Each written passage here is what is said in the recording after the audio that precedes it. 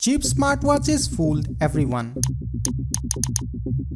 From fake sensors to reading biometrics on vegetables, for a while these cheap smartwatches had everyone believe that a 2000 rupees gadget on their wrist could do things that normally require professional medical equipment. Just a couple years back, India became the largest smartwatch market in the world, bigger than the US, bigger than China. Together we bought over 50 million of these. Everyone had one. Your uncle, your cousin, that one friend who has never exercised a day in his life suddenly started to monitor his SpO2 every day. But cut to today, the entire market has collapsed. Sales started crashing, brands started disappearing, and people quietly stopped wearing them. Now this isn't going to be your regular video about why smartwatches are bad. No, because at this point nobody is really surprised at how bad these things actually were. It's about how one of the fastest growing markets suddenly came crashing down within the span of just a few years, and how a device that was once on everyone's wrists now sits in a drawer somewhere in your house collecting dust.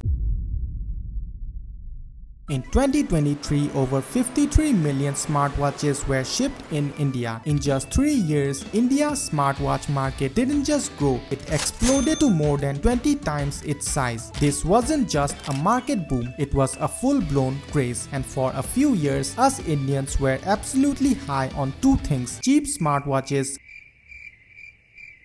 and Dolo 650. But there's a perfectly reasonable explanation behind this. Post the pandemic, everybody suddenly became health conscious, with every other Facebook post being about homemade COVID cures by mixing lemon and baking soda, heart rate, blood oxygen, sleep quality, stress levels. People started monitoring stats that they didn't even know existed a few years ago. And right at this moment, these smartwatch companies came to us and said, for a few thousand rupees, we'll turn your wrist into a hospital. And at that time, that sounded incredible, because for most of us Indians, this wasn't just our first smartwatch, it was our first wearable period. Not Fitbit, not Garmin. And the cheaper they became, the more futuristic they felt, and with time they started adding features like AMOLED screens, heart rate and SpO2 sensors, calling and notifications, all for the price of one Zomato order. So how do you say no to such an offer? You don't. And we said yes 53 million times. But here's the thing, nothing grows up in a straight line forever. Not stocks, not real estate, and definitely not 125 smartwatch brands that seem to have all become successful at the same time. Everyone was wearing their shiny new smartwatch on their wrists, but the moment people stopped admiring them and actually started using them, that's when the problems began. Take a look at this smartwatch. It's apparently reading the oxygen levels of a cucumber, and it's not a random watch bought from the roadside. According to this Reddit post, it's from a reputed Indian brand, and sadly, this was the case with almost every cheap smartwatch. Now let's be real, the biggest reason for the smartwatch boom post-pandemic was because of health concerns. Everyone wanted to know their heart rate, their blood oxygen levels, their step count, and these things promised to deliver that in an affordable way. But when people found out that their SpO2 levels were interchangeable with a vegetable, the trust slowly started deteriorating. Because of these things being so cheap, they often had poor quality sensors, sometimes even fake ones, that didn't actually read anything. They were just approximating readings based on the cheap sensors and basic algorithms. So when your watch is reading off a cucumber, what exactly is it measuring when it's on your wrist? Vibes? happiness, positive energy, your vastu, and once the honeymoon period ended, the display started dying, straps started snapping, and the back panel started peeling off. And software updates on these things were like government promises. You heard about them, but you never saw one being delivered. And to top that, most of these watches were kind of interchangeable. They lacked any kind of identity whatsoever. It didn't matter if it was from both Fireball, Noise, or any other brand. It didn't matter how much you paid for it. The experience, the quality, the design, the software, everything was similar across brands. And once you find out the reason behind this, the illusion of these brands starts disappearing real fast.